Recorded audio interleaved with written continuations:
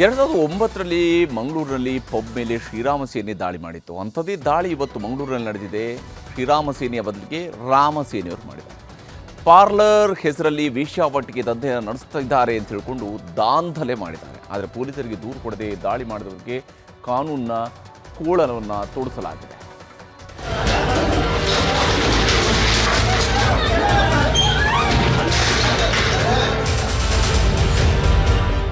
ಏಕಾಏಕಿ ನುಗ್ಗಿದ್ರು, ನೈತಿಕ ಪೊಲೀಸ್ಗಿರಿ ಮೆರೆದ್ರು.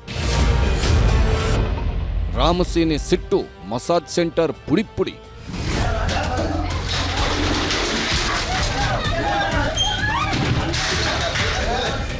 ಮಂಗಳೂರು ಅಂದ್ರೆ ಸಾಕು, ಒಂದಲ್ಲ ಒಂದು ವಿಷಯಕ್ಕೆ ಸುದ್ದಿ ಆಗ್ತಾನೆ ಇರುತ್ತೆ. ಅದು ರಾಜಕೀಯವೇ ಆಗಬಹುದು, ಹಿಂದುತ್ವದ ಘರ್ಷಣೆಯೇ ಆಗಬಹುದು. ಅಷ್ಟೇ ಯಾಕೆ, ಹಸಿ ಬಿಸಿ ವಿಷಯದಲ್ಲೂ ಹಿಂದೆ ಬಿದ್ದಿದ್ದಿಲ್ಲ. ಇವತ್ತು ಕೂಡ ಮಠ ಮಧ್ಯಾಹ್ನ ದೊಡ್ಡ ಹೈಡ್ರಾಮಾ ನಡೆದೋಗಿದೆ. ಮಸಾಜ್ ಪಾರ್ಲರ್ ಹೆಸರಲ್ಲಿ ಖುಲ್ಲ ಆಟ ನಡೆಸುತ್ತಿದ್ದಾರೆ ಅನ್ನೋ ಆರೋಪದ ಮೇಲೆ ರಾಮಸೇನೆ ಕಾರ್ಯಕರ್ತರು ಅಬ್ಬರಿಸಿ ಬೊಬ್ಬಿರಿದಿದ್ದಾರೆ. ಏಕಾಏಕಿ ಪಾರ್ಲರ್ಗೆ ನುಗ್ಗಿ ಸಿಕ್ಕಿದ್ದನ್ನೆಲ್ಲ ಪೀಸ್ ಮಾಡಿದ್ದಾರೆ. ಸೆಲೂನ್ ಮಾಲಕರು ಹೇಳ್ತಾರೆ, ನೀವೇ ಕಾರ್ಯಕರ್ತರು ಬೇಕಂತ ಅಲ್ಲಿ ಕಾಂಡೋಮ್ ಎಸೆದಿದ್ದು, ನಾವೇನು ಅಲ್ಲಿ ಅಕ್ರಮ ಚಟುವಟಿಕೆ ಮಾಡಿಲ್ಲ ಅಂತ ಹೇಳಿ.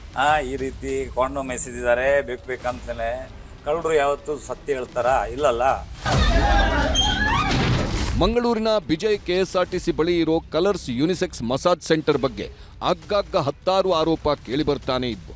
ಮಸಾಜ್ ಹೆಸರಲ್ಲಿ ಮಾಂಸದಂಧೆ ನಡೆಸುತ್ತಿದ್ದಾರೆ, ಬಾಡಿ ರಿಲೀಫ್ ಮಾಡ್ತೀವಿ ಅಂತ ಮಧುಮಾಸ ತೋರಿಸ್ತಾರೆ ಅಂತ ಹಲವರು ಆರೋಪ ಮಾಡ್ತಾನೆ ಇದ್ರು. ಇವತ್ತು ಏಕಾಏಕಿ ರಾಮಸೇನೆಯ ಪ್ರಸಾದ್ ಅತ್ತಾವರ್ ನೇತೃತ್ವದಲ್ಲಿ ಪಾರ್ಲರ್ಗೆ ನುಗ್ಗಿದ್ದಾರೆ.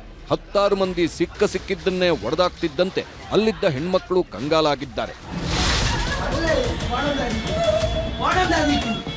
ಯಾವಾಗ ಮಸಾಜ್ ಪಾರ್ಲರ್ ಹೈಡ್ರಾಮಾ ದೊಡ್ಡ ಸುದ್ದಿ ಆಯಿತು, ಕಾನೂನು ಸುವ್ಯವಸ್ಥೆ ಡಿಸಿಪಿ ಸಿದ್ಧಾರ್ಥ್ ಗೋಯಲ್ ಸ್ಥಳಕ್ಕೆ ಭೇಟಿ ನೀಡಿ ಪರಿಶೀಲನೆ ನಡೆಸಿದ್ದಾರೆ. ಈ ವೇಳೆ ಹಲವು ಮಹಿಳೆಯರಿಗೆ ಸಣ್ಣ ಪುಟ್ಟ ಗಾಯಗಳಾಗಿರೋದು ಗೊತ್ತಾಗಿದ್ದು ಕಲರ್ಸ್ ಯುನಿಸೆಕ್ಸ್ಗೆ ಬೀಗ ಜಡಿದಿದ್ದಾರೆ.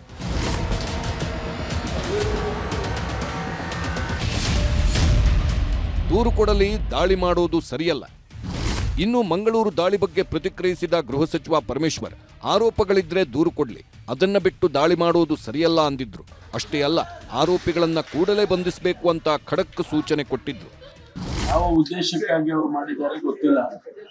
ಅವ್ರನ್ನ ಇಮಿಡಿಯೇಟ್ ಆಗಿ ಅರೆಸ್ಟ್ ಮಾಡಿ ಅವ್ರ ಮೇಲೆ ಕಾನೂನು ಪ್ರಕಾರ ಕ್ರಮ ತಗೊಳ್ಳಿ ಅಂತ ಹೇಳಿ ಸೂಚನೆ ಕೊಟ್ಟಿದ್ದೇನೆ. ಯಾಕೆಂದ್ರೆ ಇಂಥದ್ದೆಲ್ಲ ನಡಿಬಾರ್ದು. ಅದರಲ್ಲಿ ನಾವು ಕಾನೂನನ್ನ ಕೈಗೆತ್ತಿಕೊಳ್ಬಾರ್ದು ಯಾರು ಕೂಡ.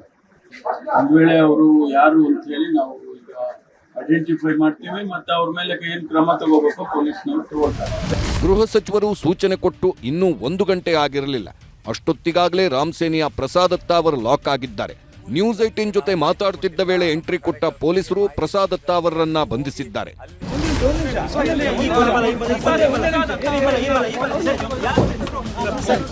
ಒಟ್ನಲ್ಲಿ ಮಂಗಳೂರಿನ ಪಬ್ ದಾಳಿ ಮಾಸುವ ಮುನ್ನವೇ ಮತ್ತೊಂದು ಮಸಾಜ್ ಮೇನಿಯಾ ನಡೆದೋಗಿದೆ. ಅಕ್ರಮ ಚಟುವಟಿಕೆ ನಡೆಸುತ್ತಿದ್ದಾರೆ ಅಂತ ನೈತಿಕ ಪೊಲೀಸ್ಗಿರಿ ಮೆರೆದವರು ಕಂಬಿ ಹಿಂದೆ ಸೇರಿದ್ದಾರೆ.